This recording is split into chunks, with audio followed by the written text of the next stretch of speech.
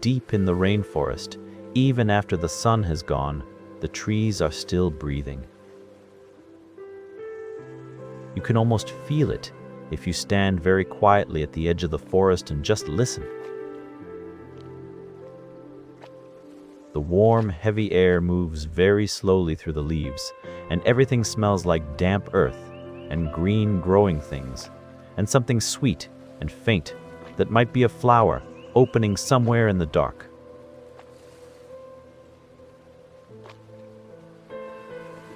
The rainforest never truly stops. It just changes very gently when the light goes away.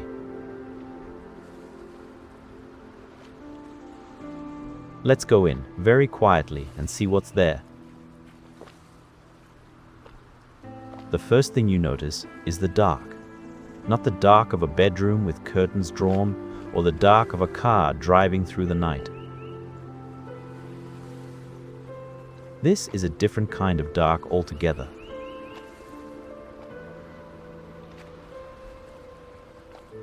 The rainforest has so many layers of leaves above you. Great big leaves as wide as umbrellas, and smaller leaves, and the long dangling things, and the vines that loop and drape from one tree to the next. That very little light gets through it all.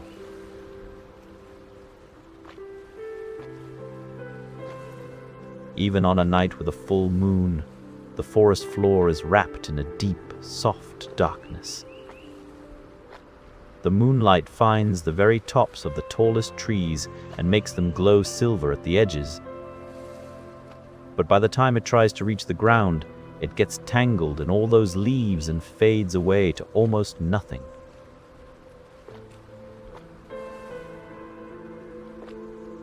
So it is quiet down here, and dark, and warm. And yet it is not empty, not even close to empty, not for one single second. The day creatures have settled down, most of them. The bright little parrots are tucked away in holes in trees, all ruffled up like small green pillows, their eyes closed.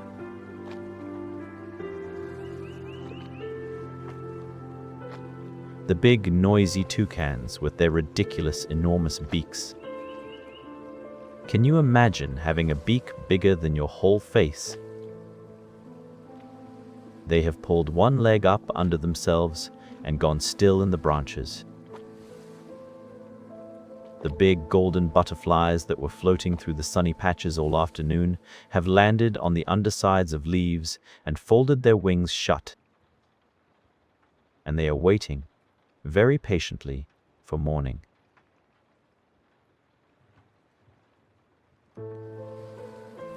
But as all those creatures settle in, something else is waking up. It begins almost before you notice it. A sound. Then another. Then another still. Frogs. Not one frog, not two frogs, but hundreds and hundreds of frogs, all beginning to call at once. Each one has its own sound, its own particular note it wants to make.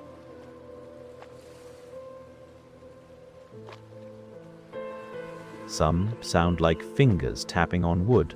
Some sound like a small bell ringing. Some go in a long rising trill that keeps going and going until you wonder if the frog has forgotten to breathe. And some, the really tiny ones, smaller than your thumbnail, make a sound so high and thin it is almost at the edge of what you can hear, like a little silver thread of sound running through all the rest.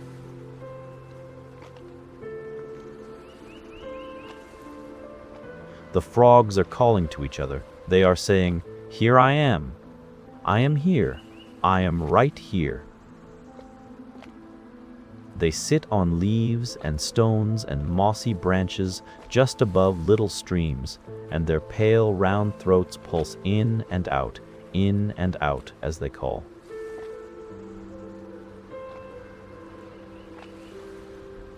Some of them are the most extraordinary colors, bright green or orange, or even a cheerful strawberry red with dark spots. And isn't it funny that those colors are almost impossible to see in the dark when the frogs are busiest? All that beautiful color, and almost no one can see it at night at all.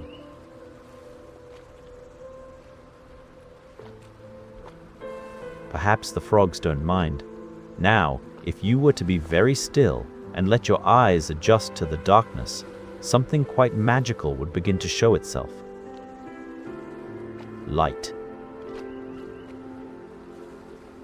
Little sparks of cold light drifting through the lower layers of the forest like tiny stars that have come unmoored. The fireflies are out.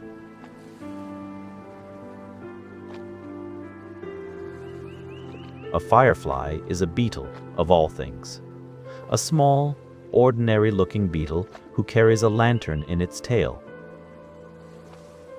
The light it makes is one of the most peculiar things in nature, because it is light without heat. If you held a firefly in your cupped hands, very gently, without squeezing, the light would glow right through your fingers, and your hand would feel nothing, no warmth at all.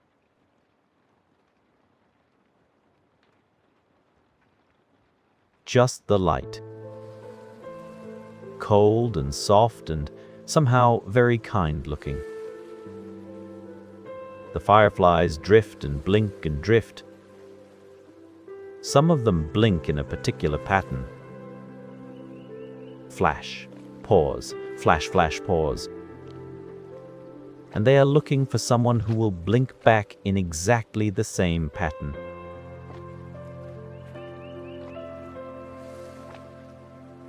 The rainforest at night is full of this quiet signaling, all these small lights finding their way to each other in the dark. And then,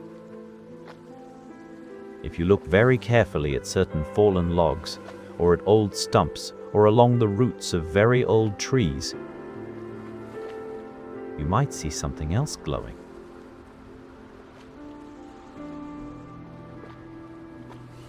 A faint, faint, blue-green light, like something from a dream.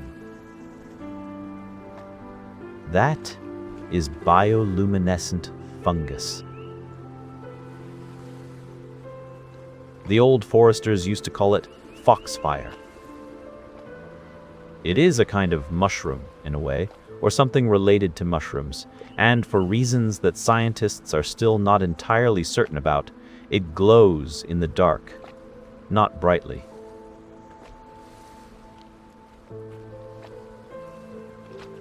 Not like a torch or a lamp, just enough that if you stand in the darkness for long enough and let your eyes go very soft and patient, you can see it there, quietly shining on the fallen wood.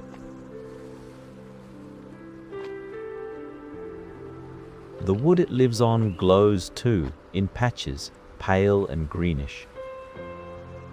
Nobody knows quite why it does this.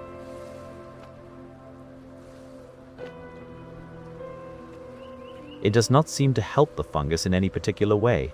It just glows, quietly, all night long, all by itself, for no obvious reason at all. Maybe it simply likes to. There is a tree in the rainforest.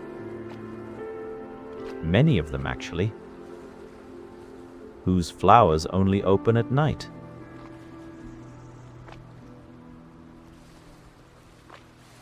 All day long, the flower stays closed, tightly shut, not letting any of its smell out, not making itself known to anyone.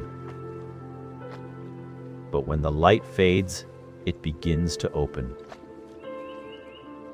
Very slowly. Petal by petal.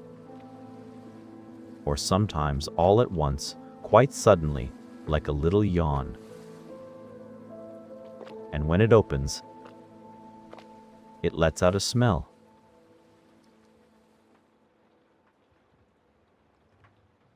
A strong, sweet, almost dizzy smell that drifts through the still air and travels quite a long way in the dark.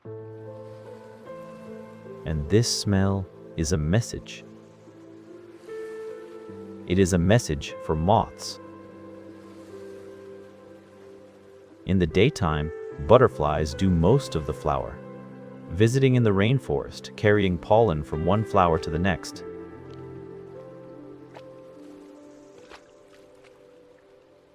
But at night, when butterflies are sleeping, the moths take over. And moths, which cannot always see color very well in the dark, find their flowers by smell instead. The night-blooming flowers are often white or very pale, colors that show up better in moonlight, and they smell very strongly, far more than daytime flowers tend to, because scent travels further and lasts longer than color in the dark.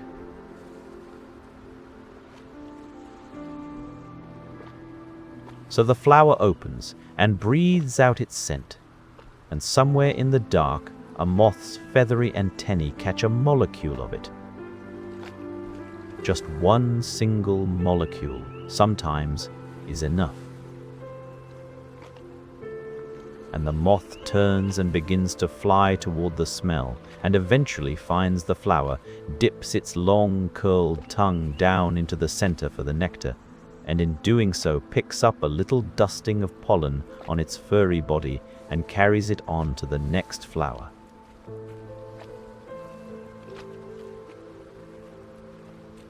Everything arranged so carefully, everything fitting together just so.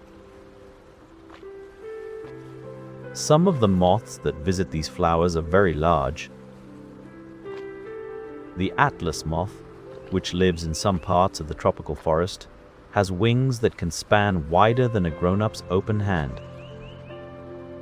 It has no mouth. None at all. It cannot eat a single thing.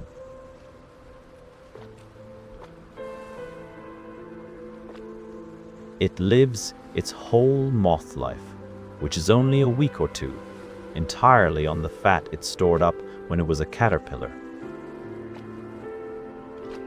All it has to do in its brief moth life is fly through the night and find a mate, and, if it is a female, lay her eggs on the right kind of tree.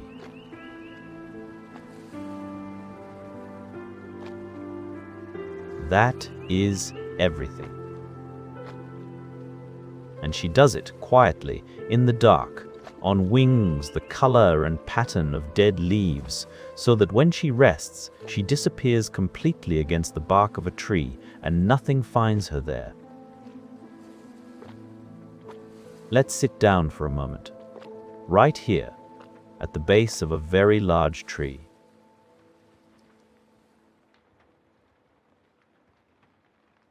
The roots of rainforest trees spread out along the ground in great flanges and buttresses, enormous flat fins of wood that stick up from the roots like walls, taller than a person in some cases, running out from the base of the trunk in all directions.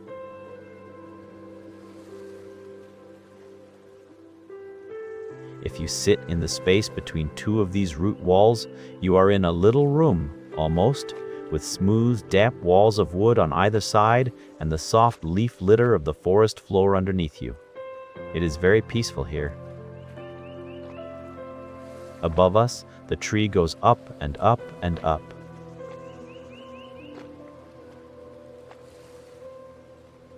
We cannot see the top of it in the dark. It might be 40 meters tall, or 50, or more. That is like 10 houses stacked on top of each other. The canopy up there, where the crown of the tree spreads out, is another world entirely. Bright and warm in the day, breezy and full of fruit and flowers, full of birds and monkeys and beetles and butterflies.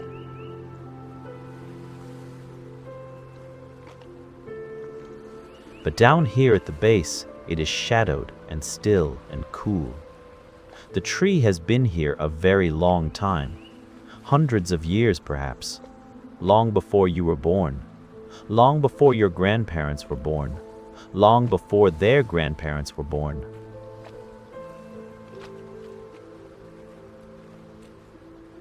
It has been standing here, drinking up water through its enormous root system, breathing in through its leaves, growing a tiny fraction taller and wider every single year, so slowly you could not measure the change in a month or even a year, but steadily, steadily, steadily, the way all really old and patient things grow. Somewhere nearby, something moves.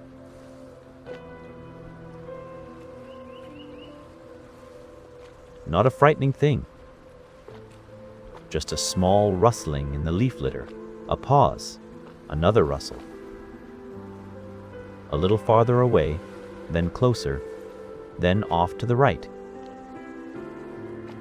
It is a mouse opossum, perhaps, or a small marsupial of some kind, following its nose along the ground in search of fallen fruit, or a fat sleeping insect.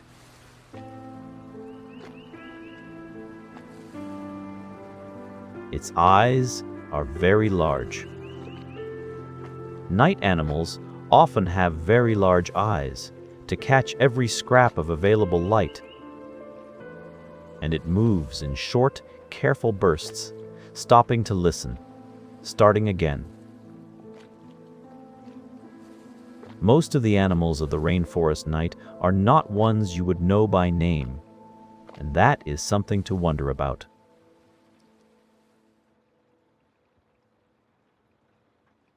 There are more species of animal in a single hectare of tropical rainforest.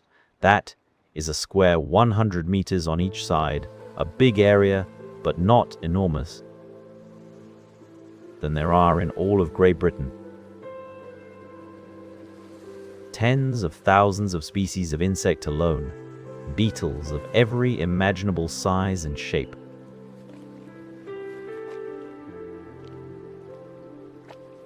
Moths whose wings look like tree bark, or green leaves, or the faces of owls.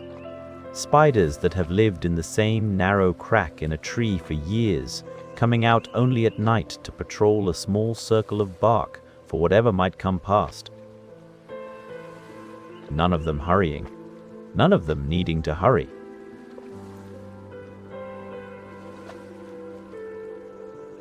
Just doing what they do, quietly, in the dark.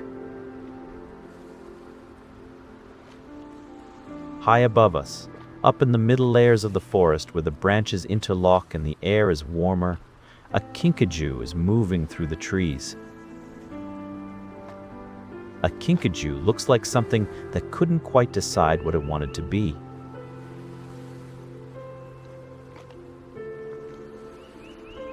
It is a little bit like a small bear, a little bit like a monkey, a little bit like a very large ferret. It has a long prehensile tail. That means a tail that can grip, like an extra hand.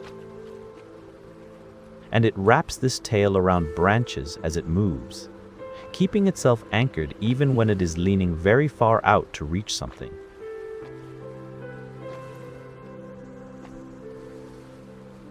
Its eyes shine in the dark. All of it shines a little, actually. It has soft, golden brown fur that somehow seems to catch even the faintest light. The kinkajou is looking for ripe fruit and for flowers. It especially loves flowers with nectar, and it has a very long, thin tongue, much longer than you would expect for its size. Perfect for reaching down inside a flower, to the sweet liquid at the bottom.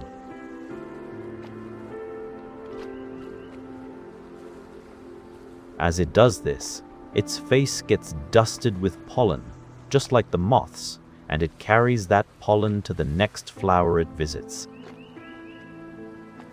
A kinkajou moves so quietly that you could be sitting just below the branch it is on and not know it was there.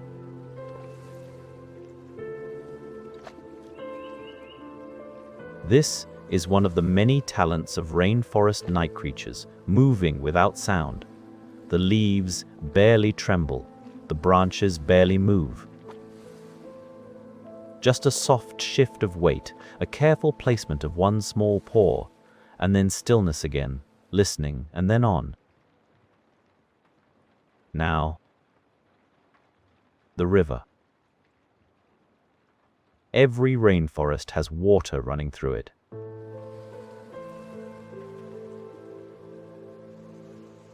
Sometimes a great wide river, brown and heavy with the color of the soil it has been dissolving since the mountains far upstream.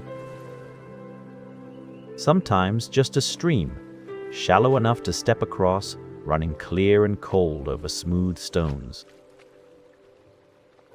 At night, the river sounds different.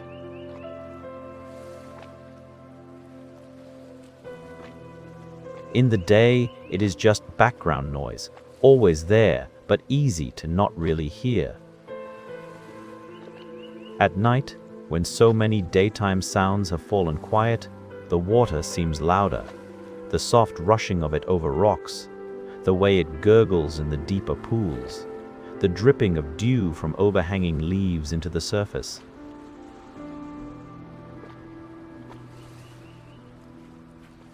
At the edge of the river, enormous tapirs have come down to drink. A tapir is a wonderful animal. It looks a little like a pig, a little like a hippo, and has a short trunk, rather like a tiny elephant's trunk, that it uses to grab food and sniff the air.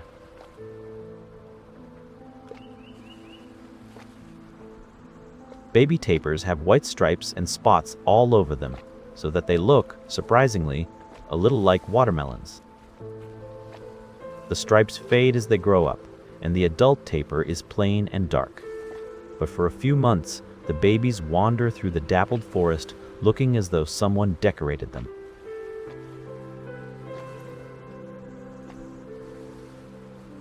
The tapirs come to the river at night to drink and to stand in the water for a while. It is cooler than the forest, and it keeps the insects off. They barely make a sound. They are big animals, the size of a small pony, but they move through the forest almost without noise.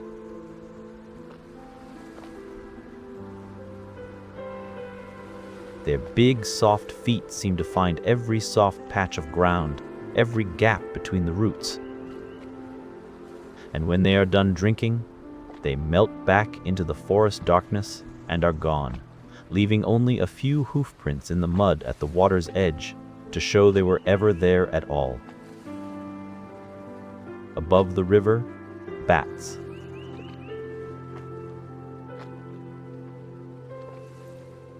There are more species of bat in the tropical rainforest than almost anywhere else on Earth. Here they swoop and veer above the water, catching insects that are drawn to the open air above the river's surface. They navigate by sending out sounds too high-pitched for us to hear and listening for the echoes. This is called echolocation, which is a rather grand word for what is really just a bat, listening very carefully to the sound of its own voice bouncing back to it off a moth's wing in the dark.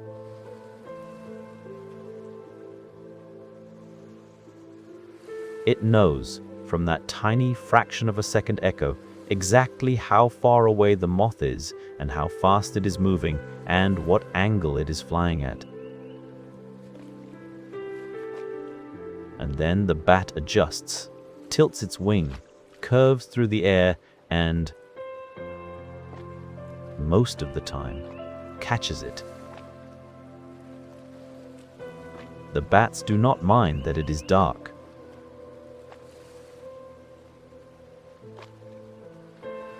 The dark is their office.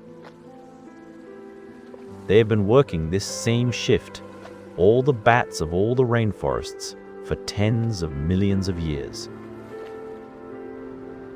Let's go back up into the branches for a while. High in the canopy, higher even than the kinkajou's level, the night monkeys are awake.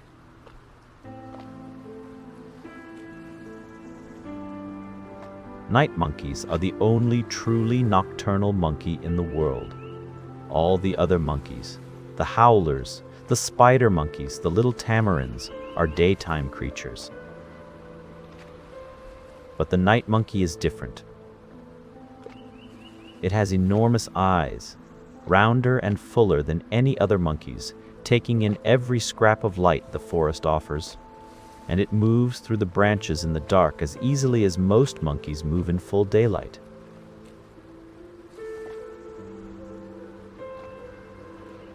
They live in small family groups, a mother, a father, a baby or two.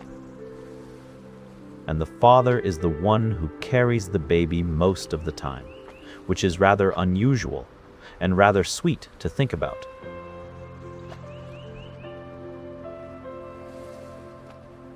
He carries it all night while they travel and forage, and the baby clings on, eyes wide in the dark, learning the shape of its world, one branch at a time.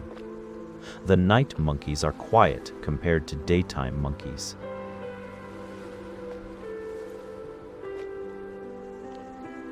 They make soft, low calls to keep track of each other in the dark, but they do not make the great roaring noise of the howler monkeys, which you can hear from miles away in the daytime, bouncing off every hillside. At night, quietness is better. Is it raining? It might be.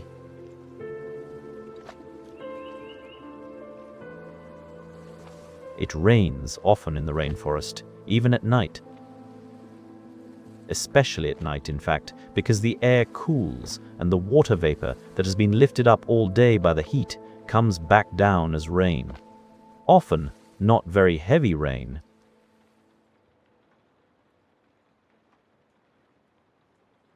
Sometimes, just a soft pattering on the canopy far above, and very little reaches the ground at all, caught and held on thousands and thousands of leaves until it evaporates again or drips very slowly from leaf tip to leaf tip and eventually reaches the forest floor as just a soft drip here and there.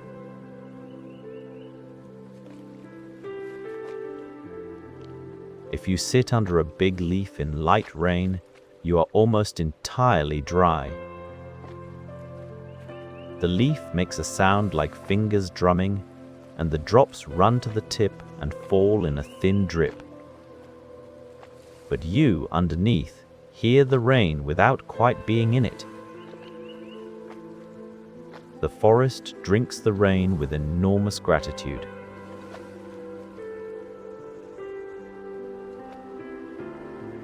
The roots spread out just below the surface in a great wide net and pull the water in, and the leaves above breathe out moisture all day.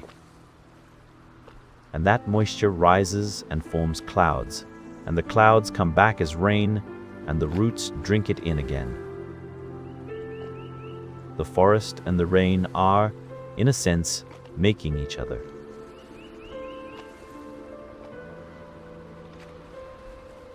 The rainforest creates rain. Without the trees, there would be less rain. With less rain, there would be fewer trees. They need each other in the way that breathing in and breathing out need each other. Isn't that a rather beautiful thing to think about? The leafcutter ants never really sleep, you know.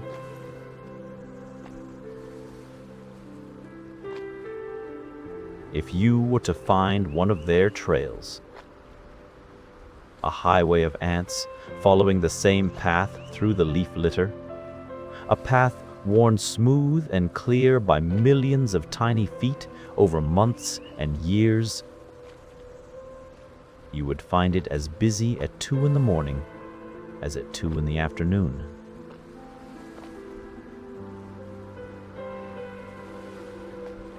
Each ant carries a piece of leaf cut into a neat crescent shape, held up over its head, and the line of them moving through the forest looks like a river of small green sails. They carry the pieces down into their underground nest, which might go 3 or 4 meters below the surface and contain millions of ants in chambers and tunnels and galleries, too complex to fully picture.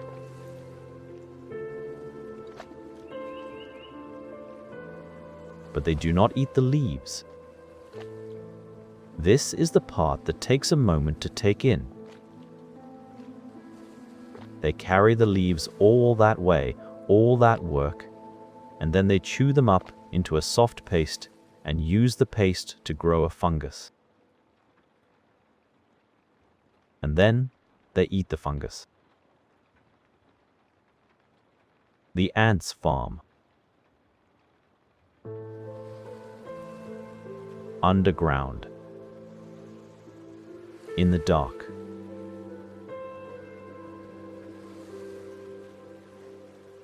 They have been farming for 50 million years, long before humans appeared on Earth and figured out how to plant seeds.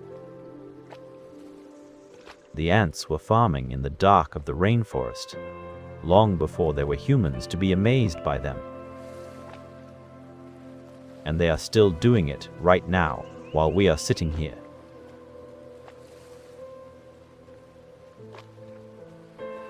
Somewhere, just below our feet, most likely, if we are sitting in the right forest, there are chambers full of pale grey fluff that is the fungus garden, and ants tending it, and more ants arriving with more leaf pieces, and everything in careful order all through the night.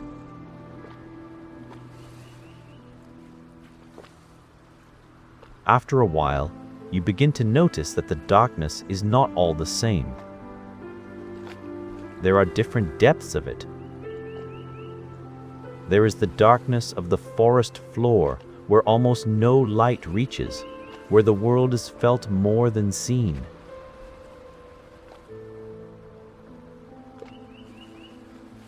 And there is a slightly less dark above that, in the mid-layer, where the moonlight has managed to filter through 1 or 2 gaps in the canopy and fall in pale columns onto mossy branches.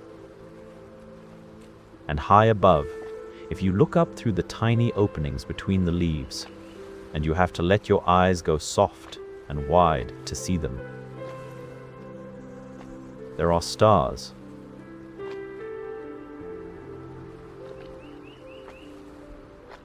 Very small and very far away, in little patches and clusters visible through those leaf gaps. The same stars that are above the open sea, and above the mountains, and above the houses where children are sleeping in warm beds. They are above the rainforest too, above all that life and darkness and slow breathing and tiny lights.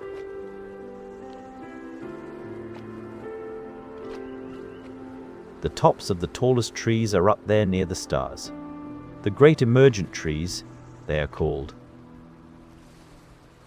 Trees so tall, they push out above the canopy of the forest entirely and stand alone in the wind and the weather.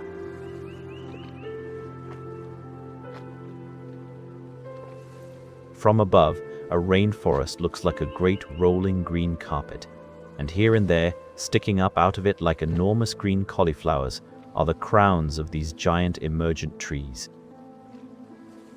At night, the wind moves through their highest branches in a sound that is nothing like the sounds down below. It is clean and high and rather lonely sounding, the wind in the topmost branches of a tree that has been growing for 400 or 500 years.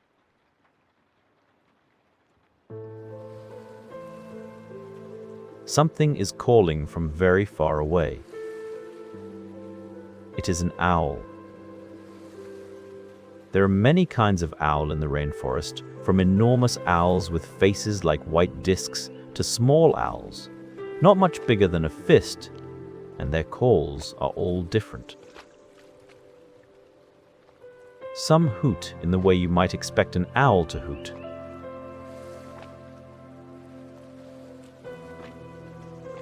Some make a sound like a dog barking. Some make a series of strange, hollow knocking sounds, as if someone far away is tapping gently on an empty wooden chest. Some owls make no sound at all and hunt entirely in silence, dropping from a branch and landing on a small creature in the leaf litter without a sound, on feet as soft as velvet.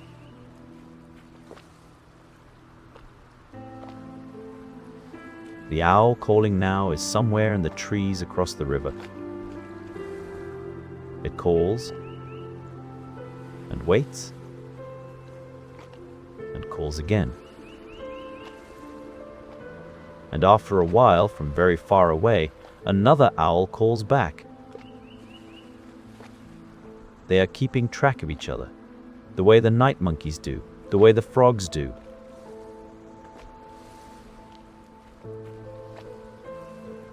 Everyone in the dark forest, it seems, is quietly saying, "Here I am. I am here. I am still here." As the night goes on, the air changes very slightly. It is hard to say exactly when it happens or how you know it is happening.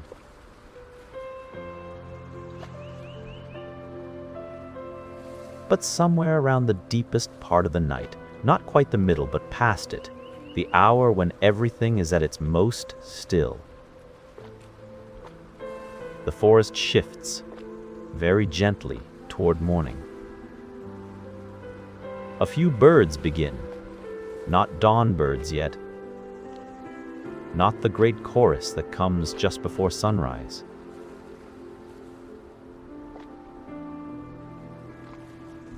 Just one or two, the very early ones, who seem to wake up just a little before everyone else and start in quiet, testing notes, as if warming their voices before the real performance. They are barely audible. You might wonder if you imagined it. The air is cooler now than it was at midnight.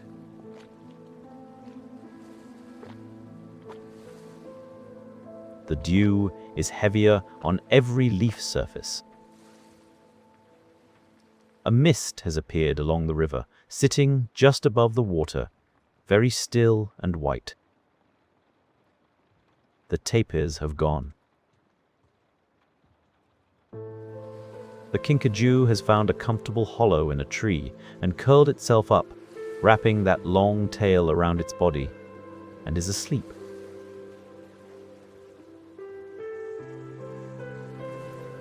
The fireflies are fewer now, their lights less frequent in the trees.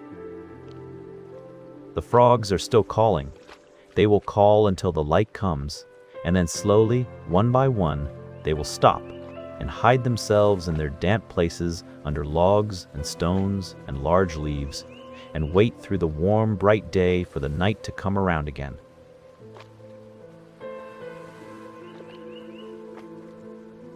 There is something peaceful about a place that keeps going quietly on, whether anyone is watching or not. The rainforest has been doing this for a very long time, longer than people have been on Earth, longer than most things we know.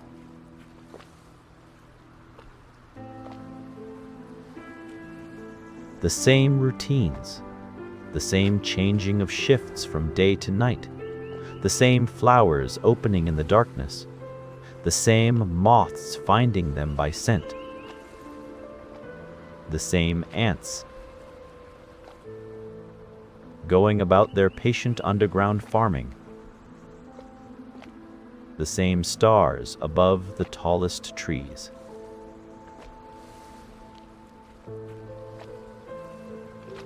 Generation after generation of frogs and bats and kinkajous and enormous moths, all in the same forest, on the same trees, near the same river, following the same warm, dark hours. It has a kind of deep, old rhythm to it, the rainforest at night.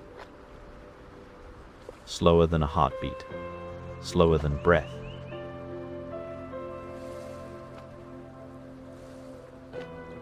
The rhythm of a great, slow thing that has learned to be patient over millions of years.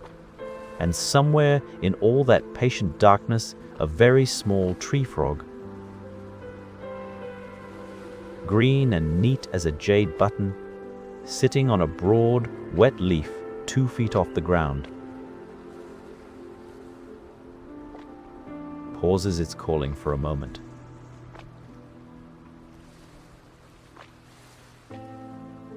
Turns its golden eye toward nothing in particular, and then calls again, one clear, bright note into the dark.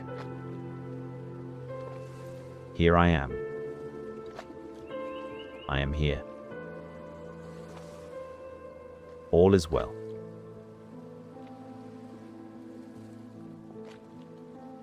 The river moves softly past the roots of the trees. The mist lies along the water. The stars are still showing in the little gaps between the highest leaves.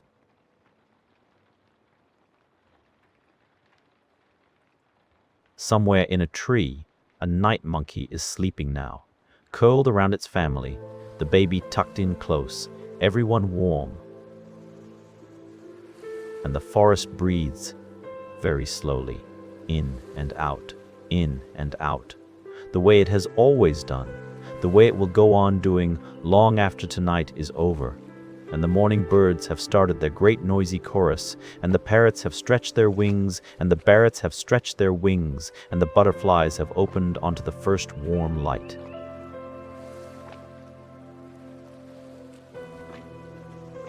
But that is later. For now, it is night. And the rainforest is breathing. And you can rest now too. Everything is here. Everything is all right. The frogs are calling. The fireflies are drifting. The old, patient trees are standing in the dark. And somewhere, softly, a moth is finding its flower. And the flower is opening. And all is well. Good night.